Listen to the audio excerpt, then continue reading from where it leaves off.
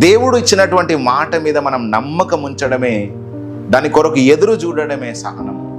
ఆలస్యం జరుగుతున్నప్పుడు, సమయం అయిపోతుంది అని మనకు అనిపించినప్పుడు, పరిస్థితులు మనని ఒత్తిడి చేసినప్పుడు మనము దాన్ని తాలుకునే సామర్థ్యం అనేది కావాలి. నిజమైన విశ్వాసం అనేటువంటిది ఆలస్యంలో పరీక్షించబడుతుంది. నిజమైన విశ్వాసం అనేటువంటిది మనం అనుకున్న సమయంలో కాకుండా డిలే జరుగుతున్నప్పుడు, ఆలస్యం జరుగుతున్నప్పుడు ఇంకా మనం కనిపెడతాం చూడండి, ఇంకా ఎదురు చూస్తాం చూడండి, అక్కడ దేవుడు చూస్తాడనమాట మన విశ్వాసాన్ని. సహనము కొరకు మనం పిలువబడ్డాం.